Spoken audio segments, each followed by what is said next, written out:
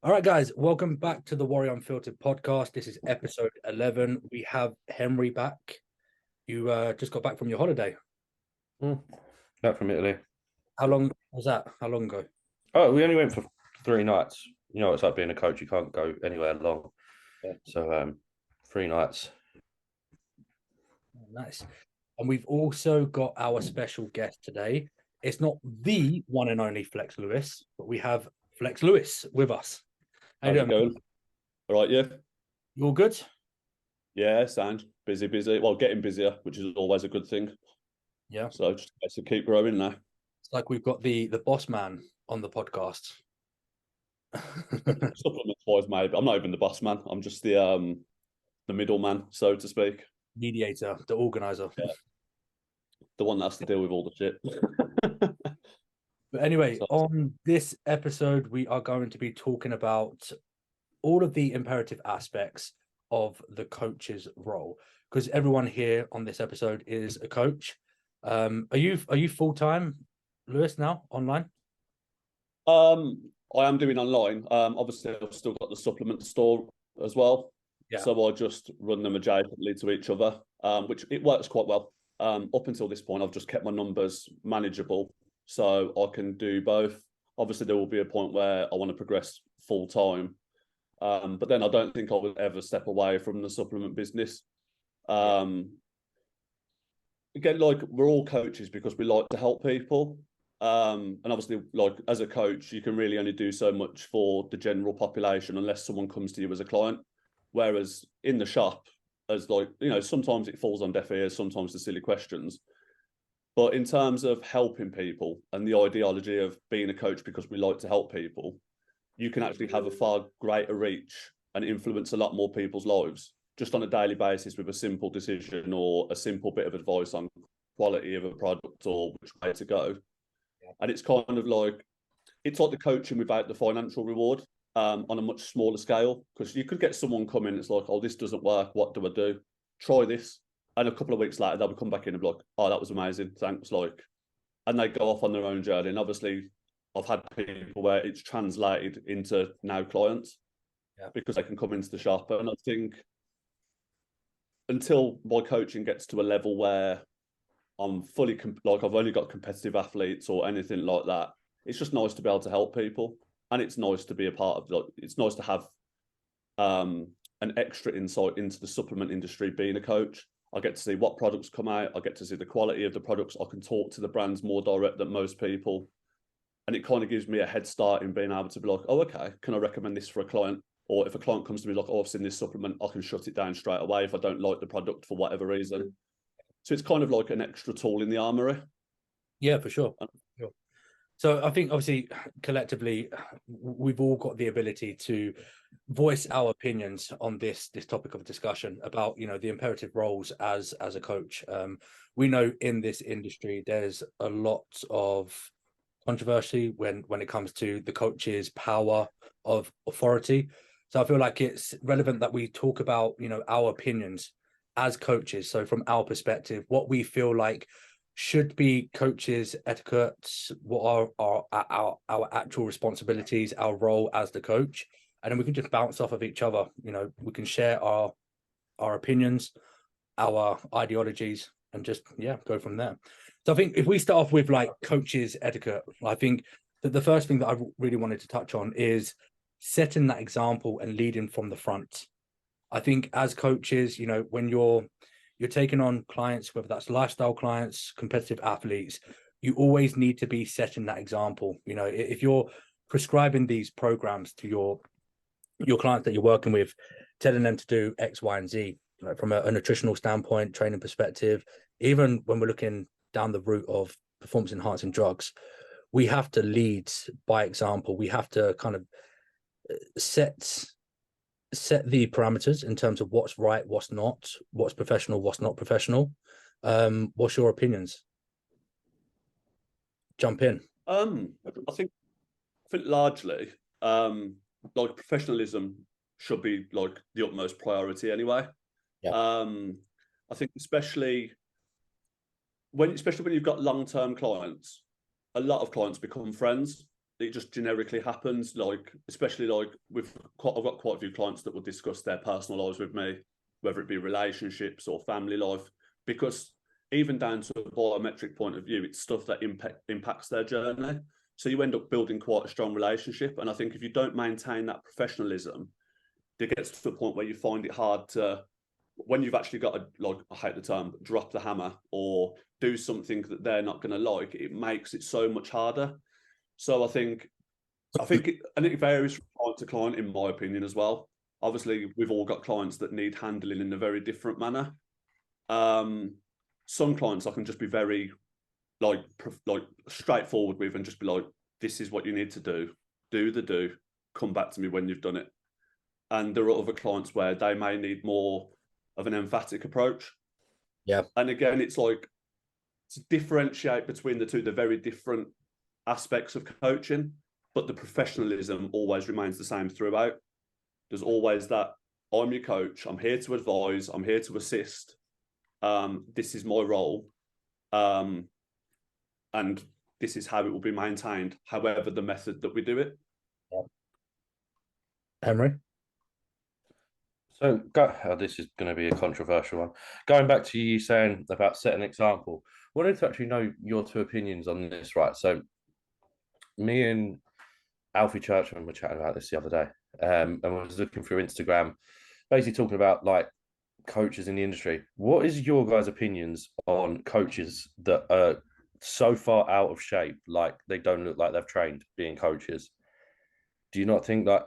I just don't understand it.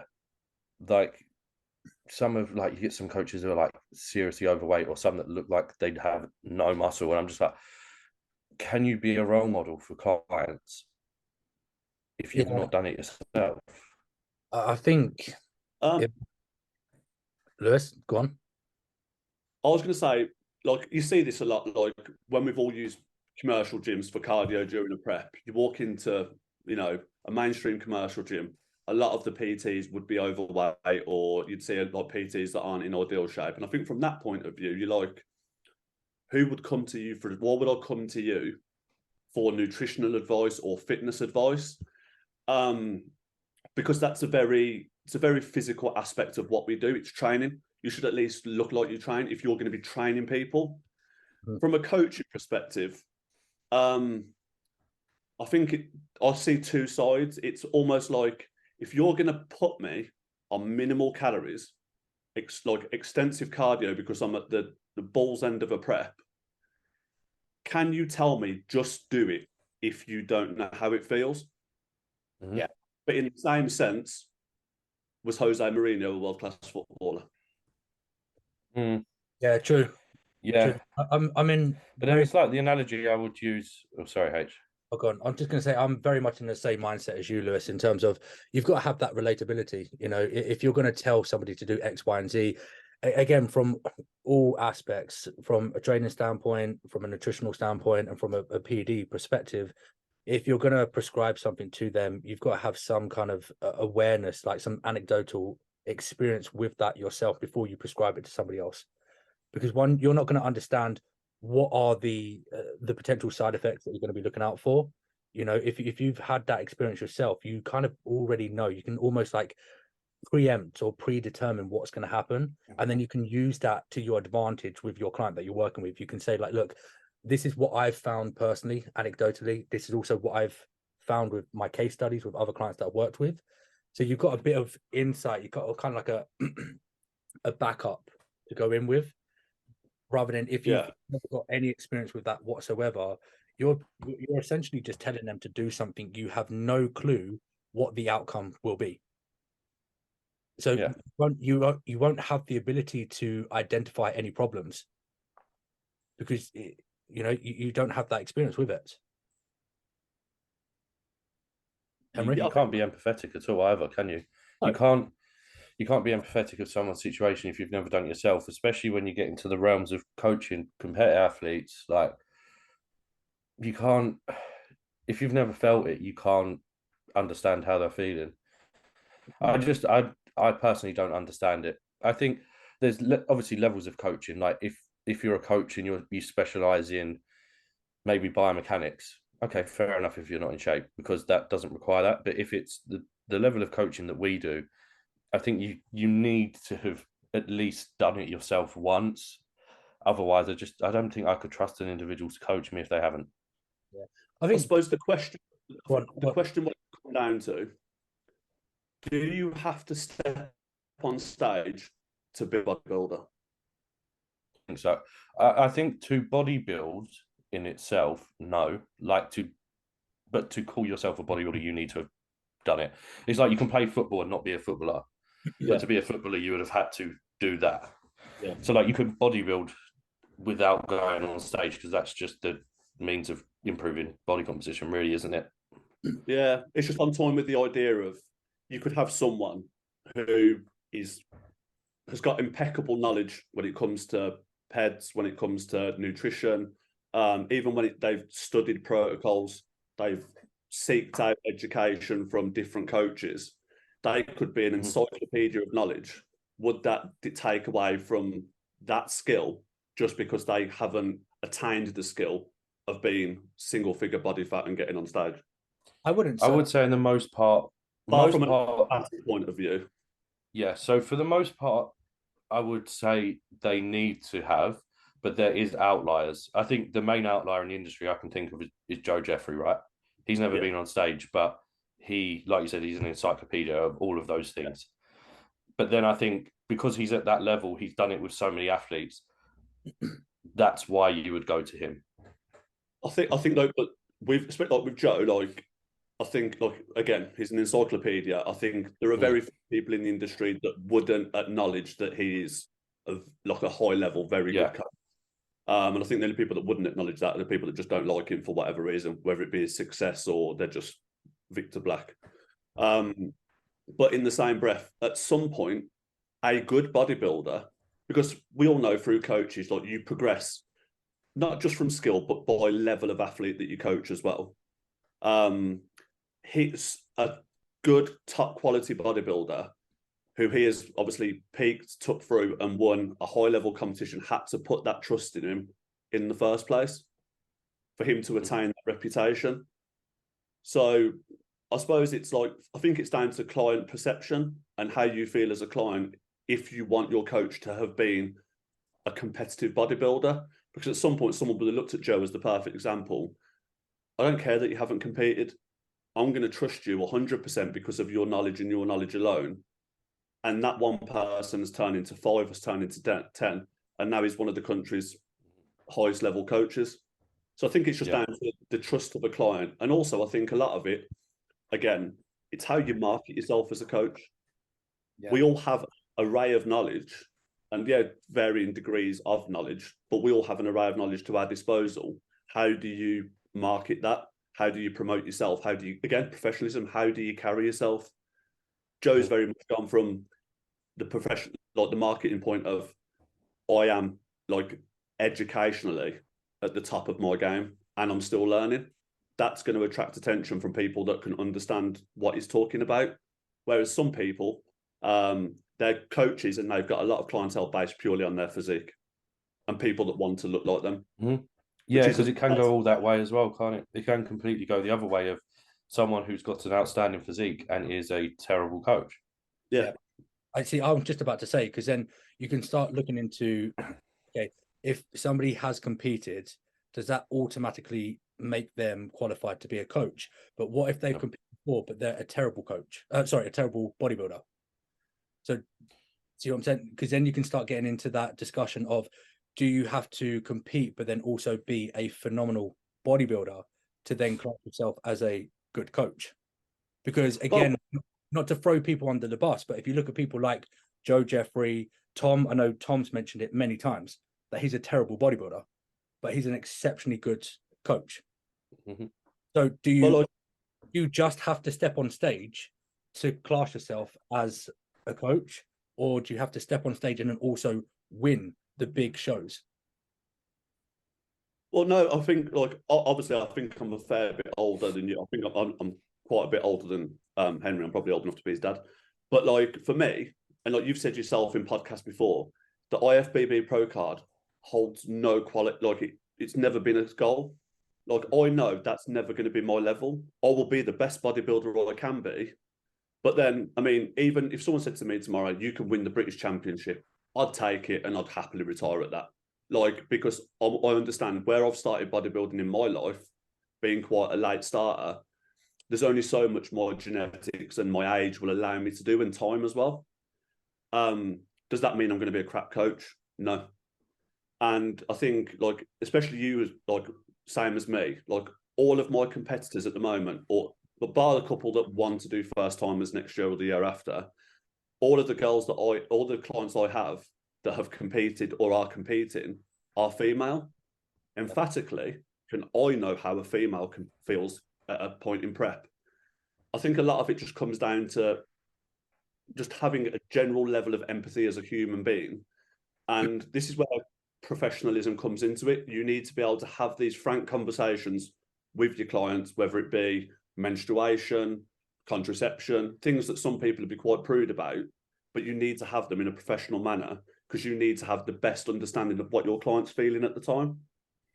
Yeah, I agree. I think fundamentally, it's not a necessity that you have to had competed to class yourself as a coach. I just think it's an attribute that adds Definitely. it just adds to your credibility as an online coach. I think from that empathetic standpoint, you can relate a lot more with the clients that you're working with. But I wouldn't think it's a necessity. I don't think it's kind of like, it's not inextricably linked that you have to be somebody who has competed or currently competing to class yourself as an online coach. It just adds to your CV. Could you argue that you can develop that empathy by just working with clients and seeing people go through that process numbers of times to then be able to see how a individual feel going through it as well, even if you haven't yourself?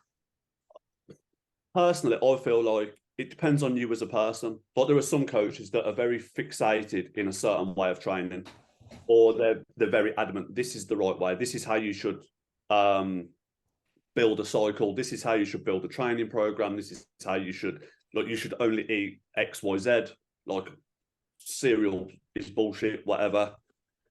Like, you need to have that same open-mindedness when it comes to all parts of coaching. If you can't understand and learn how other people deal with situations, then it's going to limit you at some point. And I'm quite happy to say, like, there are certain factors of my personality that limit, not limit, but like, it changes how I coach. And it took me quite a long time to learn that not everyone is so anal and regimented as me and robotic. You have to learn, I think in some cases, you have to learn that empathy to be like, okay, no one can. Like, if someone gave me chicken and rice 6 times a day and said, eat it, I would do that for 6 months without batting an eyelid. Not a problem. Not everyone else is the same as that. So I think you kind of have to learn and grow with your clients. Yeah, I agree. It's just See, that's funny because I wouldn't. Like, if someone did that for me, I would not. Like, I couldn't do that. But we would have to be coached in completely different ways. Yeah, and that's where I think it comes into it, because not everyone is the same, and not everyone is like us, or like us as an individual. I mean, I'm like, again, like, I don't give my clients chicken and rice 6 times a day. Like, I try and make food as enjoyable as possible, because that is like the foundation of what we do. If your nutrition's off point, everything else is kind of not going to be 100%. So they have to be able to get their meals in a way within reason that they enjoy it. If you've got 200 grams of carbs post workout, and I said, right, okay, then have 1,200 grams of potato, you're just going to think, what a prick. Yeah. If I said have some Cocoa Pops and a few squares, you're going to be like, bang on, and you're going to enjoy it. You know what I mean? So it's working with the situation, and it's working with your client, and it's having that, again, the professionalism to be able to have that open communication with them and say, this is what I want to do. This is what we are, aiming to do. And then have that level of compromise if the situation allows. Obviously, there are times when we're just like, this is what's got to be done. This is the process. You're getting on stage. It's going to suck. Embrace it. But at other times, you've got to be able to say as a coach, okay, if this isn't working for you, give me some ideas and I will relay to you what I think is the best. It's like with anything that I check in. Our job is to observe and react.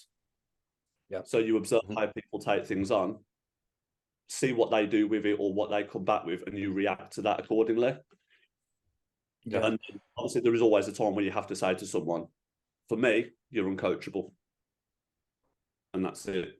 You just let them go, or it works well. Yeah, it's a very sensitive discussion to have with that client, but sometimes it's needed. If there are uncoachable clients, you just have to be honest with them. Yeah. Go on, what you can say?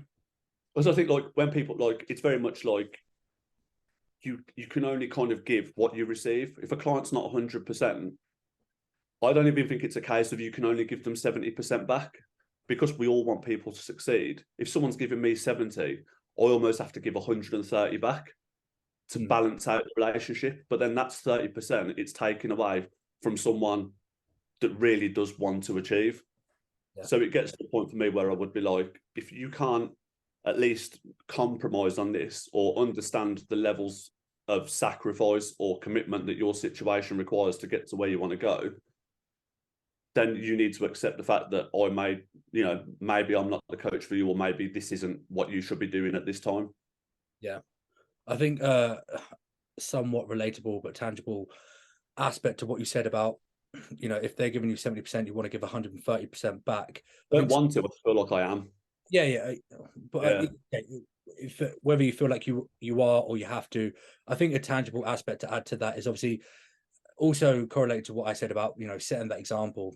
As coaches, I don't know if you have the same kind of like setup as myself, but I have allocated check-in days for certain clients. So they'll have certain clients that will check in on a Monday, certain clients that will check in on Tuesday, so on and so forth. Our role as the coach is also making sure that we show up on time. If our expectations are, we're expecting our clients to check in before a set time. I know with my athletes, they all have to check in before 10 a.m. if they want their feedback on that same day. Otherwise, there will be a delay in their feedback. But then from our perspective as the coaches, we should always be there. We should be there on time at our laptop waiting for that check-in. Would you, Henry? Yeah, I think it's probably a topic we can go on to later, but I think response time for coaches, I think it's imperative really as part of the coaching process. I think it can really make the difference in how invested a client is into the journey. Like if your response times to a client are over 24 hours, I think that's insane really. Like you said, if you're expecting them to be punctual, and if we're not, and then like you said, if you've got a client that's causing you to sort of bleed over your time because they need so much and you physically can't get them to progress because they're only given 70%, it's not fair to your other clients to be doing that. Yeah, definitely. So no, but like for me, it's like, again, I'm very much the same. I'm in a diet phase at the moment. Check-in day is Monday. Dan said to me, check-in Wednesday, just send me your weight. I just want to see how your body's reacted to the current changes. Sent in my weight. I went to the gym, did my half-hour fasted cardio, sat back in the car after. My feedback's come through. Increased cardio by 10 minutes. Small diet changes. Like, that's allowed me to be like, well, fuck this. I've gone back into the gym, got my heart rate back up, and jumped back on the stairs for 10 minutes. Because for me, and I see the same with my clients, I want to get that response as early as possible. Because especially if you're in a diet phase, that could be 24 hours wasted.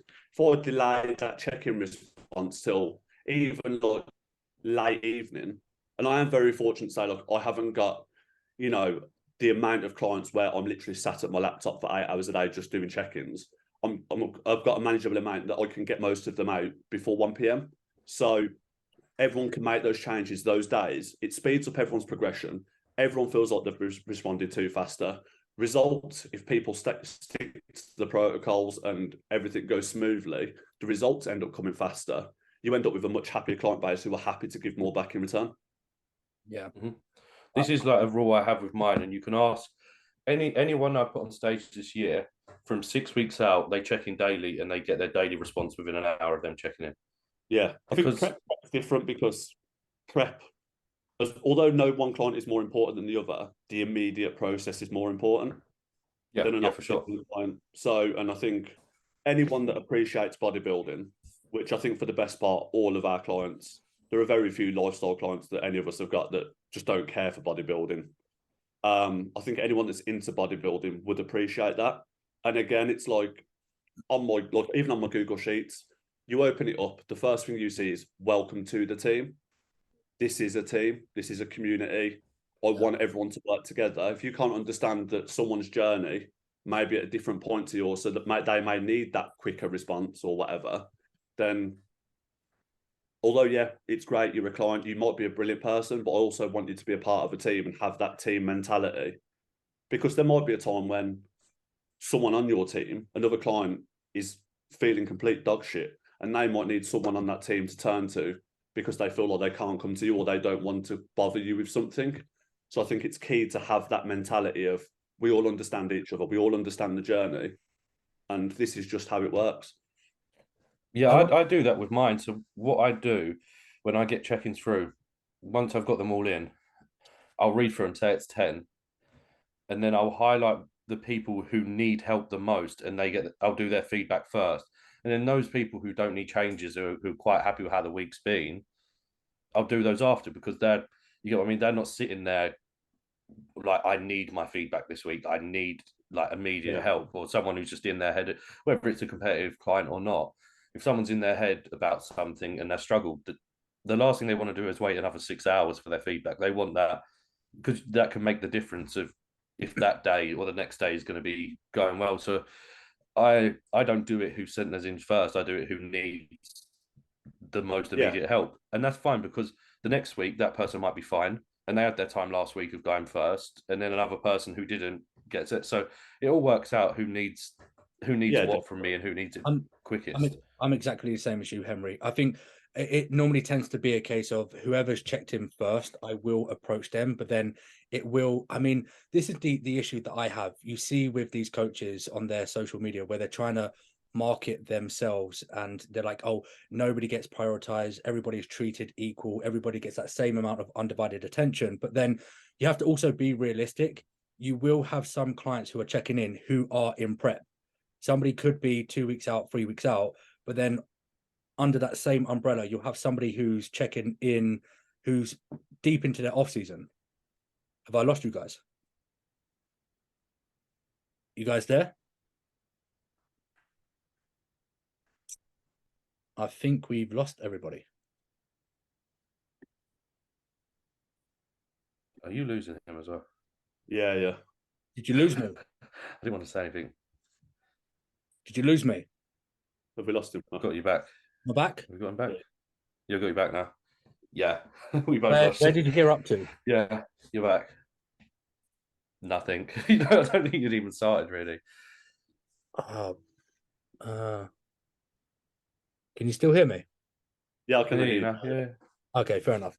So I'm just adding on to what you were saying, Henry, about the approach that I like to have. I mean, if I cut out, just let me know.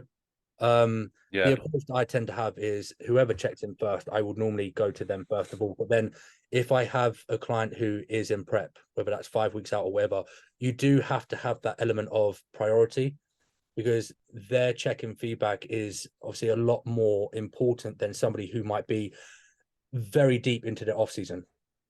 So I'm very much of the same opinion and in an agreement with you, Henry. But the issue that I have is you see people like these coaches with their marketing, where it's like, oh, we don't prioritize anybody. Everybody gets the same undivided attention, but you have to be realistic. You know, if you've got somebody who's in the middle of prep, they have to be a first priority. You have to get back to them as soon as possible. But also, I kind of wanted to just play devil's advocate. You lot were saying like how, you know, important it is with the check-in response time. But would you say it's not always about, you know, how quickly you're responding, but also the quality of your feedback? Do you think that plays? Yeah, of course. But I think there's a limit where it's like, if it's so late, you can't even argue it's because of a quality thing. It's just not in terms of that, but it's just late. I'm not saying in terms of that. I'm just saying like if somebody's checked in at 10 o'clock and then you're getting your feedback 2 minutes past 10, sort of thing. I mean, Yeah. I think obviously situation dependent, but it needs, as long as the feedback's concise, detailed, and gets what is needed from it. Like, for example, if it's an off-season check-in, 2 minutes isn't much considering they check in once a week. If it's a prep guy and it's just a quick message in the morning at their pictures, like, yeah, you look fine, carry on as you're doing, then 2 minutes is fine. But situation dependent, right? yeah, I think Yeah. it's numbers dependent as well. Do you know what I mean? It's very much numbers dependent. And if someone's literally got to the point where you're at 15, 20 clients a day because you're absolutely stacked, I don't think anyone can argue that it won't affect some level of service somewhere. Check-ins might be detailed. Check-ins might come in on the same day, but then when your clients are messaging you through the day for just general advice or just an opinion on something or a question, do you physically have the time with everything else that you've got going on, whether it's your own training or other clients, to actually have detailed responses? And I think that's why it's good when you hear a coach sometimes say, I've capped my clients, because it allows them to maintain that level of service. If it goes unlimited, I mean, I'm pretty sure in terms of a financial aspect, we would all have 100 clients, 150 clients. But then could you then argue that that service is going to be the same as someone with 50 clients? Yeah.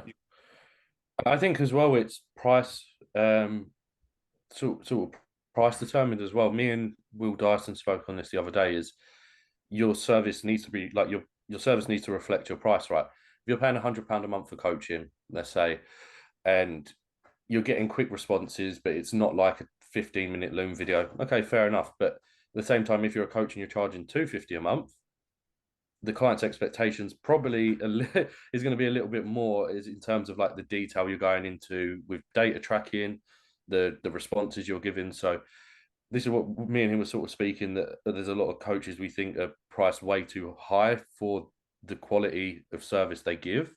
So I think as well, from a client's perspective, how much you're investing per month into a service, their expectations from what they're going to get from you is obviously going to differ based off of that. Yeah. 100%. am I still with you I guys? think, Yeah. I think price point as well, it comes with, I think it has to be incremented with knowledge and level of experience. For someone just to walk in off one show and not done any educational consults, not done any studying, not even got like a basic nutritional qualification, and be like, I'm going to charge £200 a month. You're a dick. You're an absolute dick. Like, it's just not acceptable. If someone's built up a reputation, built experience, built knowledge, worked with other coaches, and even if like myself, I've had in my time from fat middle 26-year-old me to this point now, I've had 4 coaches. All of them have worked with even higher level coaches, and I've always been in a position where I've had a good enough relationship to be able to ask them coaches. And I'm the sort of client that's like, when like Dan will give me something and I'll be like, if I don't know or I don't have an understanding, I'm not afraid to ask why. And I think that's important as well. It's like, as a coach, you need to understand where you are, like stay in your lane. If you've not got X amount of placings, if you've not got that proven experience, not just experience, but proven experience, because there are some very good lifestyle coaches that could never prep competitive clients. And vice versa, there's some competitive coaches that probably would struggle with aspects of lifestyle clients. I think it's just finding your demographic and working within your experience and growing from there. Yeah, I agree. I think like, yeah, that's the thing as well. Even with qualitative like responses, some of the top tier coaches feedback, like even Tom, his feedback is relatively short, but I know what he's giving me is good feedback and I can trust it. Where I would rather that than someone send me a 40-minute Loom video waffling. You get what I mean? So yeah. I think you can trust it, and I think probably all of the top coaches are pretty much the same because they are managing a lot of people. But you know what they're giving you is the right thing. Yeah, 100%. Yeah, I agree. So I think where to kind of like add on to what you were saying, Lewis, was about, you know, being open to ask questions and everything. I think there's got to have that element of pragmatism.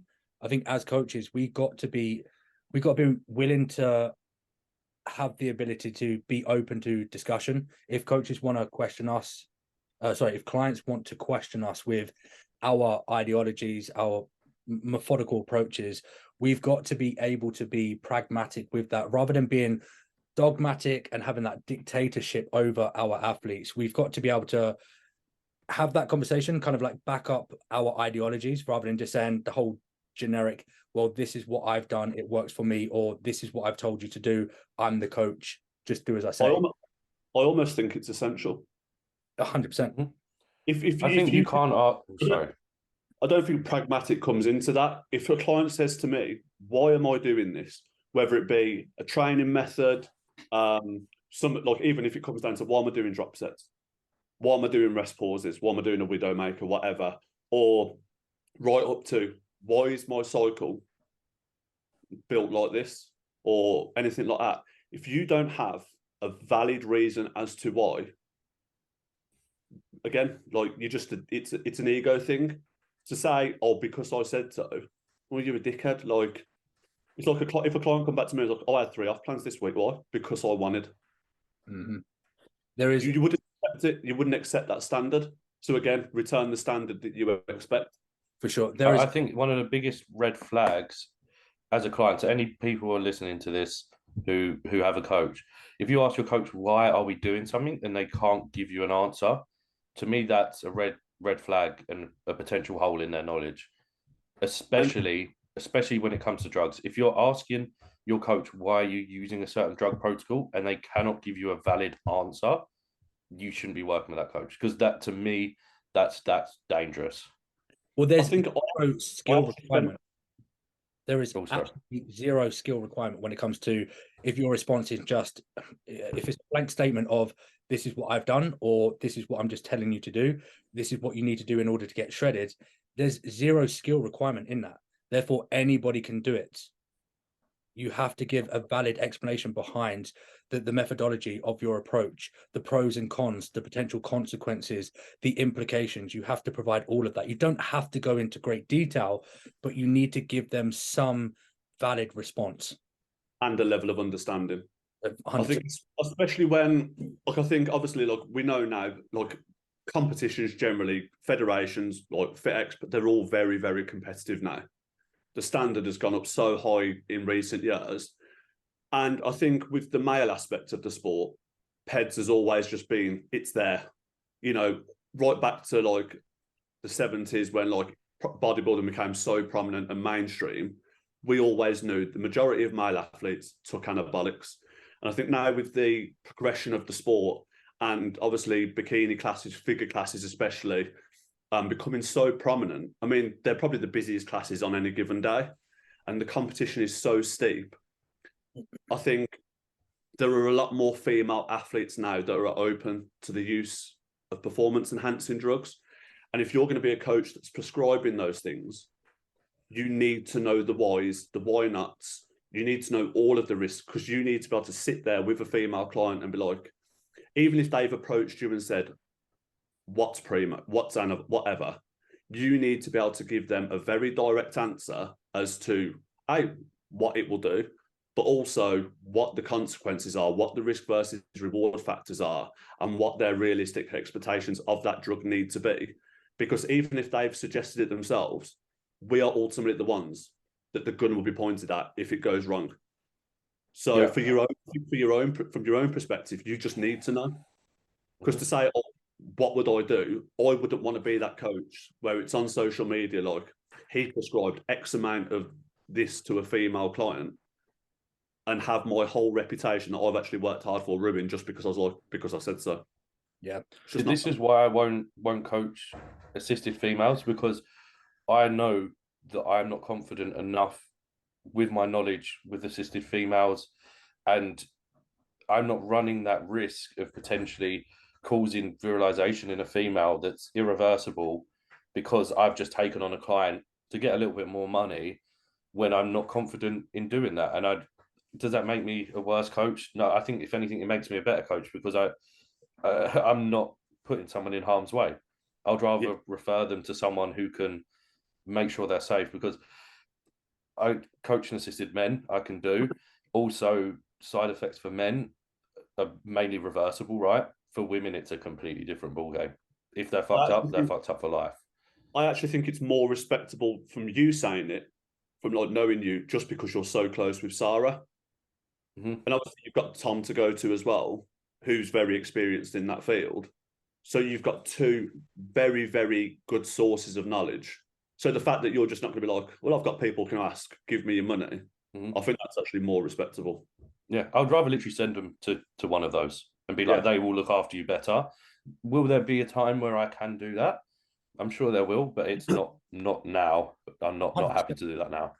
100% in time, you will have that, capacity of knowledge to be able to take on females. I think also to add on to that is the element of, clients who come to us, we are the professional, quote unquote, we are the professional. So they are going to be naive when it comes to stack design, compound selection, the pros and cons, all of the implications, like you mentioned, Lewis.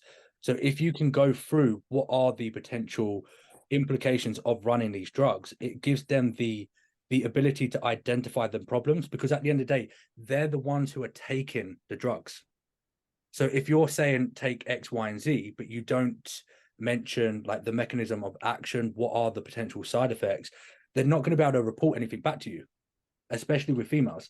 They're not going to be aware of all the potential side effects from a virilization standpoint. So if you go through all of the potential side effects, they can look out for that, and then they can relay that information back over to you. I think what people have to understand as well, obviously we're all placing exogenous compounds in our body. And like Henry said, with a male, there are aspects of that that are reversible and can be quite easily combated, so to speak. In terms of virilization and aromatization and things like that, especially when androgenics are involved, and even when it gets to a point for a female, where if they get to that level where they're looking at testosterone or anything else, because of what you're actually doing with your body, there is no such thing as no implication. There will be an implication, even if it's only temporary. Like, say you had a female that's like decided to run FemTest. For that period of time, you might not have any long-lasting, irreversible virilization, but there will be an impact from that drug. And I think that's what people need to understand. It's not a case of, oh, will I get side effects? Or you may not know. You may not. It's like the skinny kid that eats burgers all the time. Oh, I can eat what I want. I don't get fat. Let's look at your cholesterol. Yeah. There's always implications that you may not see. Yeah. And it's really making sure you emphasize that risk versus reward. And again, if you're at a certain level, I think it's also, you have to have the debate, is this the right thing for you? If a junior bikini female come to me and was like, what's Anavar? It's none of your business. It really is none of your business. Yeah. And that's it. Like, you shouldn't be, like, the level of muscularity a bikini girl requires to fit criteria, not just because I'm being a dick, just to fit criteria, you should not require anabolics. Spend years training, build up your nutrition, get your food to a point high enough where you can actually build some solid muscle. May not be a lot, but it's some solid muscle. And I could argue, especially like even with the standard of the PCA and the FitX and whatever right now, do you really need to be you don't really need to be assisted. The only thing I would say for a junior bikini athlete would be lipolytics, if absolutely necessary. I'm going to say that. That's the. But a junior bikini athlete needing Anavar Primo, come on, exactly. Realistically, because I've got a bikini athlete, my first female athlete going up next year, and she brought it up in conversation. She said, will there be people I'm competing against who are assisted? I said, yeah, probably, but you won't be. And that's as far as the conversation went, because you don't need it.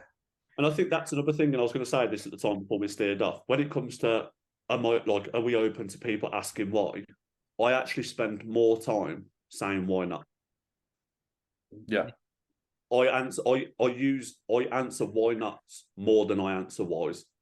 Whether that's down to the fact my clients trust me and they just are happy because they know my attitude and they know my ideology towards whatever it is we're discussing at the time. I mean, for me to do something like, I think it really only it's emphasised on PED protocol, because training, why would I not give you the best split that I think is applicable to you? Why would I not give you the best, nutrition plan that I don't think is specific to you? But like, I spend more time, like, it's like when someone says in a check-in, "I'll look at my weight this week. It's dropped slightly. So I think we should add more food." And even then I'll say to the client, "Okay, why?" And I will ask my clients why as well, or why not. And not like, and then it allows me to kind of hand back the knowledge, which is what I've always had with my coaches, where I can say, right, and this is why I won't increase your food this week.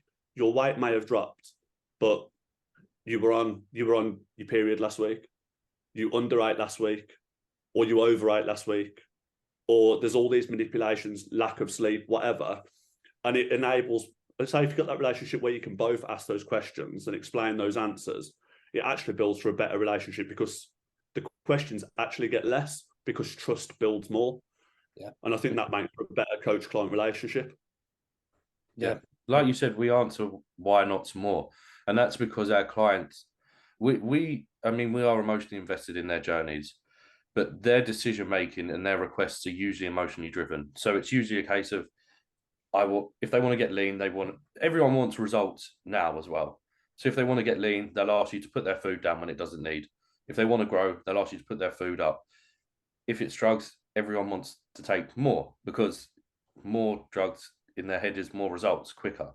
So this is why a lot of the time, I think our job is to prevent people making those silly emotional decisions of, like, you know what it's like, especially competitive athletes and on a prep, that's the worst. They are stressed with a timeline, they want to be ready early, so that always goes, let's do more lipolytics, let's take more androgens, let's lower food. And that's why I think that more of the time we're actually telling them not to do something and just keeping them on the track that they are, rather than telling them to do something. Yeah. And I think, again, like, going back to like almost working with the people that you want to work, engaging their relation, like get their attitude to what they're doing and how much of a percentage they give. I think mentality is a key issue with that as well. And it plays an important part. And I've got quite a few clients where I will sit there and I will literally do mentality work as part of their check-in. And it's like, I'm a very stoic person. So for me, I'm very much like, it is what it is. That's not in my control. I'm not bothered. I can't change it. I'm going that way. I don't care what's going on over there. And although a level of empathy is required, I will never create comfort, because I always want my clients to strive for more. So in a case of like, when it's like they want to do this or they want to do that or suggest this or suggest that, I very much approach the subject and I'll be like, why? You tell me why. Yeah. Because then it allows me, it doesn't mean I'm going to go along with it. It doesn't mean I might even agree with them, but I want them to understand the process of why that is the right course of action. And if it's not, if I can see it's clearly an emotional decision, I want to help build up that emotional resilience so it affects them less the next time that situation comes around. Yeah. And I was going to say that's one of the benefits of asking them why, is because you can understand why do they want to do it, what's in their head. And sometimes, like you said, it's actually a case of, oh yeah, you know what, that makes sense, let's go ahead with that. Sometimes you do agree, but you need to understand why they want to do that first. Yeah. So usually most of the time it's no, but there is odd occasions where you're like, you know what, that actually makes sense, mate, like, let's do it. I think it's a big thing is answering that question of why and letting them actually explain themselves. Yeah. So I think also, hold on, I think also, just to add, it gives them that sense of kind of like involvement in what you're doing, rather than having that dictatorship of saying, well, we're doing XYZ, where you're asking the questions of why not, or why do you want to do this. It's kind of given that sense of partnership, so they're also involved with your process, rather than you just saying, this is what we're doing. It's like, okay, well, you give me your opinion. Why do you think we should up the food, or decrease the calories or whatever it may be. So they feel like they are involved with that process, because ultimately it's their journey at the end of the day. So you want them to feel as involved with it as And I possible. think it's like that old saying: the man that plants the tree does so with the knowledge that he knows he'll never sit under it.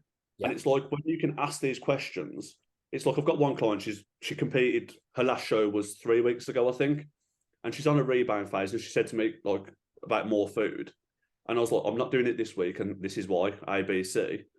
And I was just like talking to her about life generally, and she mentioned that she was going away for August bank holiday, and I was like, well, okay, well, we're going to see what happens this week with changes that I've made to other things, but we're not going to increase your food. But I will increase your food for the week preceding your long weekend away. Why do you think I'm going to do that? And we have a good discussion about, she'll like, try and guess whatever, and she got it right, because I don't want her to go away post-show and starving. So although her calories are at a good amount already, they're going to go up more just to negate that hunger so she doesn't go away and eat like a dickhead. And then she's learned from that process as well. So she can go away with a sense of, okay, I've got the answer I wanted. I know I've got something to look forward to. And she's took something in terms of knowledge away with it. She felt like she's learned something. I think that's key. And you know what? Adherence is a million times better from a client when they understand why they're doing something. 100%. Yeah, 100%. I mean, how do you two approach things in terms of being emphatic with a client and making a client comfortable? I think the biggest thing is creating an environment where they feel comfortable to communicate. Yeah. I think if you can if you can create an environment where a client can come to you with any question, with any emotion, and feel comfortable to do so, you can, I don't want to use manipulate as a word, but manipulate their mindset and plans in a way that they can progress. I think having it almost to the point where they feel it's not a dictatorship, but it's a partnership where they have an input, you have an input, you come to a conclusion together.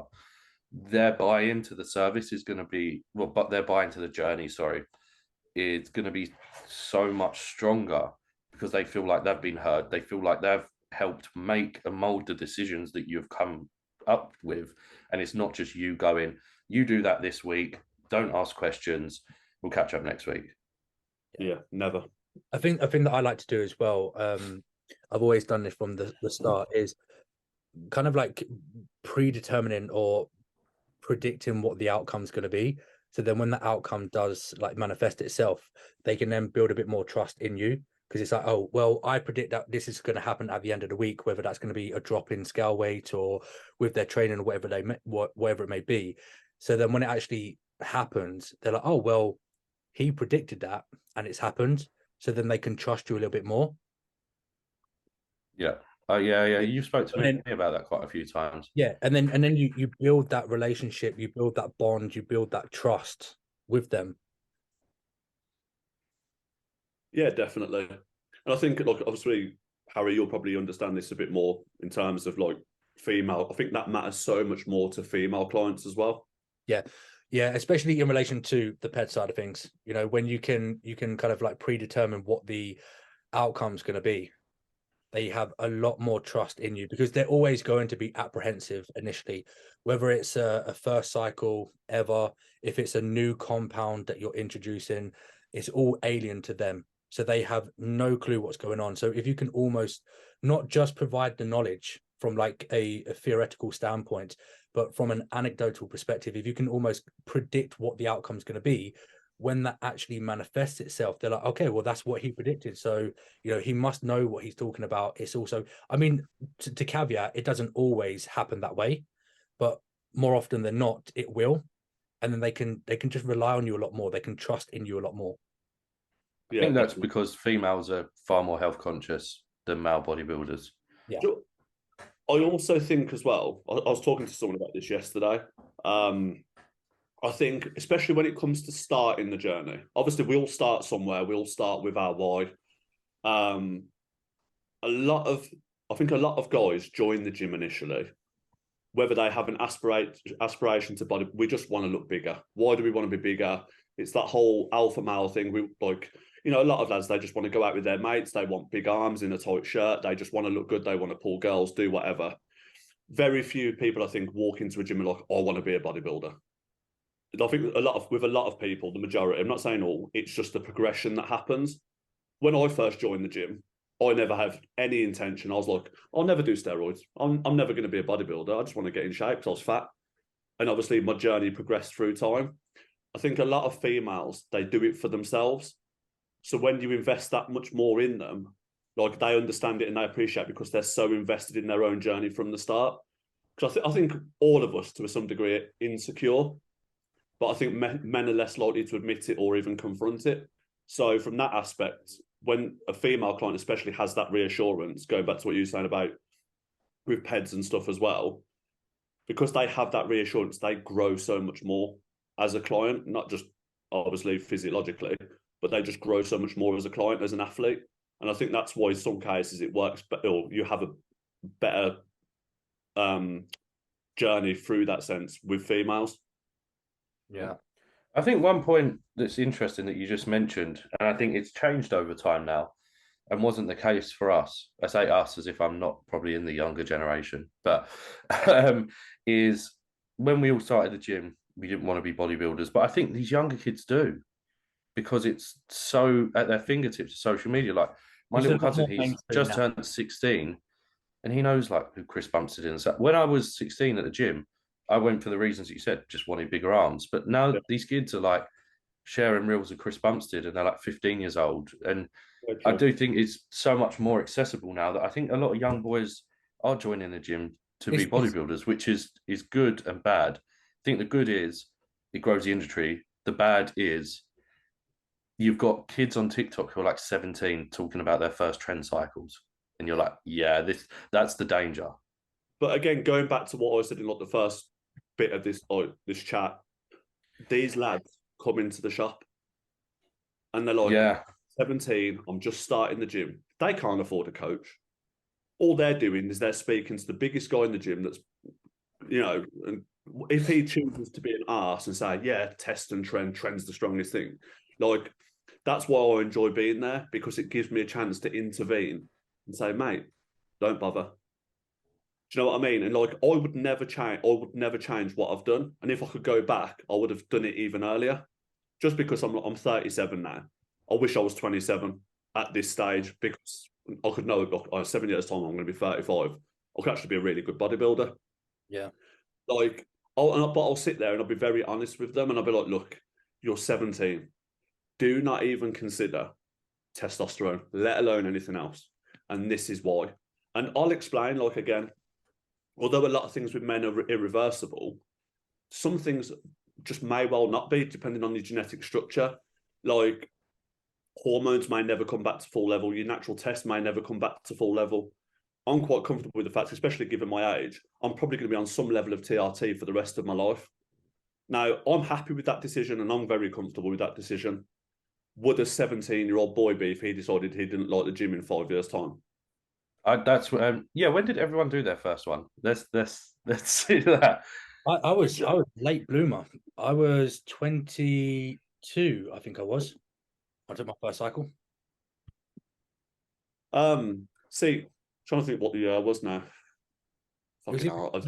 either 22 or 23. I know I'm literally a walking epitome of that person where I stepped foot in the gym. I mean, I was a late bloomer anyway.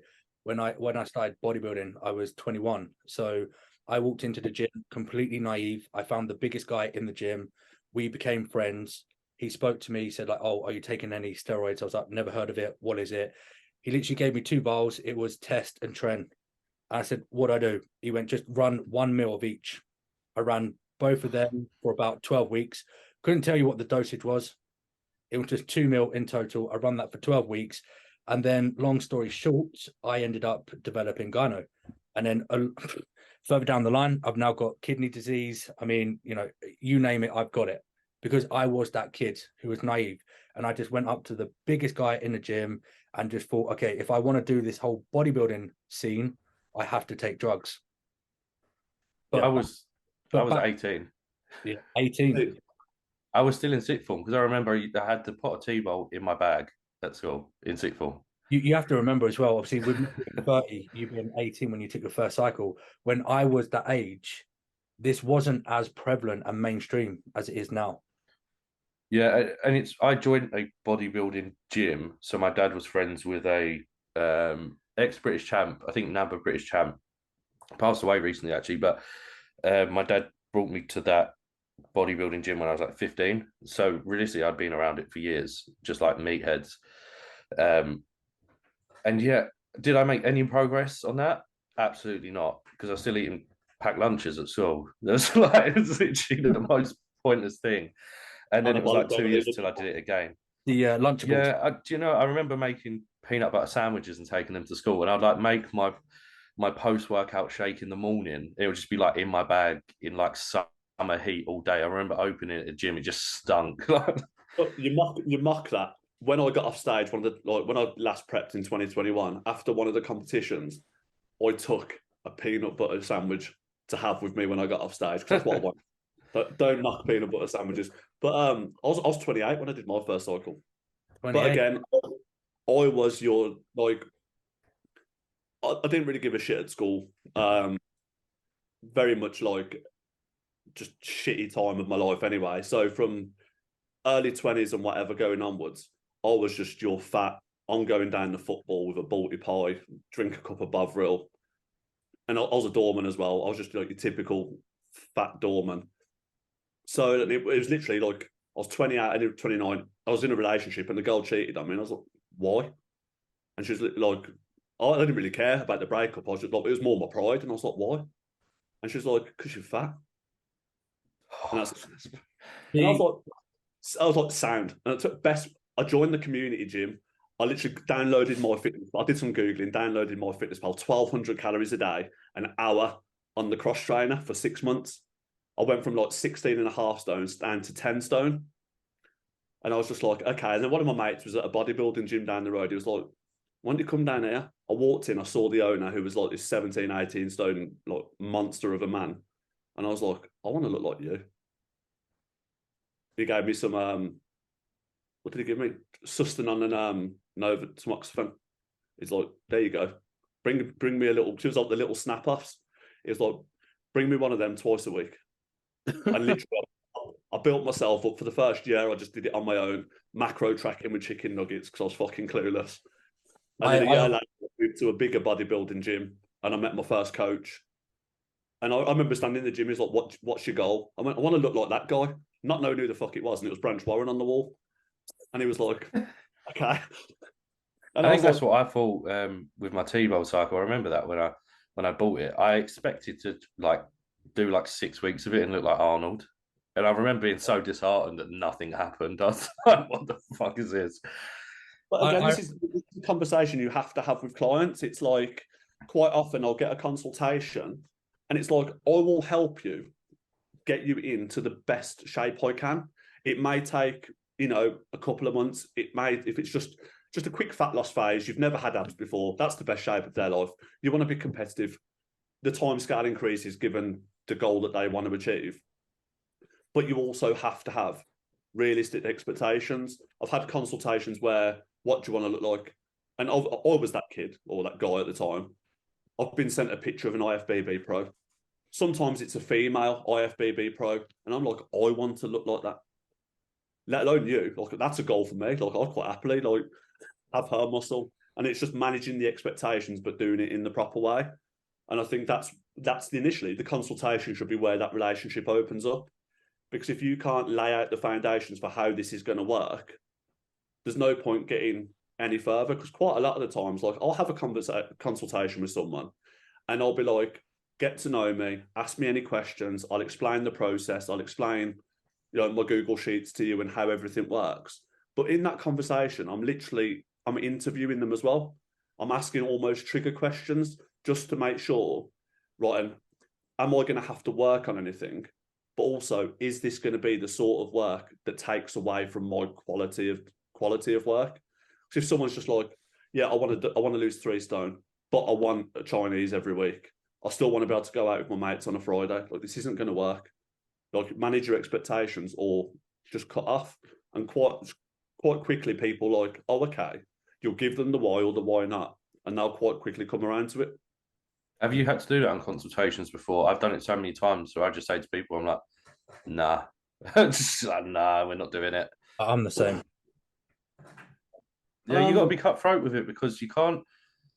All I think about is how is this going to affect the rest of the team, and like if it's, I've said to people before, I'm just like it's not going to work how you think it is. Like if you're set on doing it this way, and I don't think it's going to work, there's no point going ahead with it.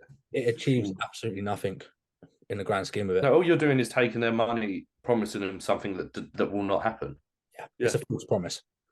I'm just going to interject. I think we'll wrap up there. But is there anything else that you guys think we should add quickly?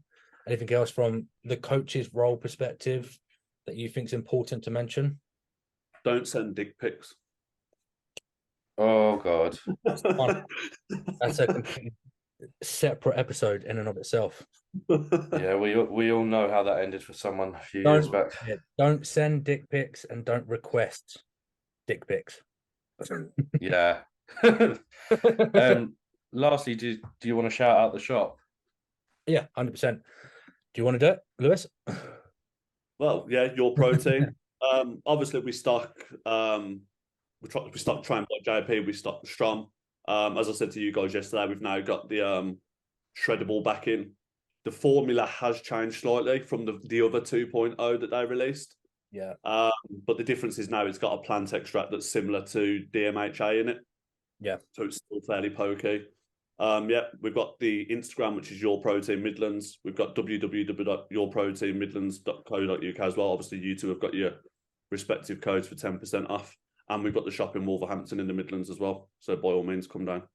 Yeah. So if you're in the area, make sure to pop in, say hello to Lewis. And then obviously, if you guys want to get any supplements from their website, you can use my discount code TBW10. Or if you want to use Henry's discount codes, it's, what is it? I need to get up. 1 second. We've done this last time. Because I think I've done it wrong last time. Because I always put it on my team chat. Ready 10. Yeah, Ready 10. Because I did RF 10 last time. So I must have lost orders. Ready 10. Right. So that's it. Lewis, thank you for joining us for this episode. Obviously, we'll get you back on at some point in the near future. Yeah. All right. And as always, guys, thank you for watching this episode. If you're listening on Spotify, don't forget to give us a review. Obviously, a 5-star would be much appreciated. And we will see you all on the next episode. Cheers, guys.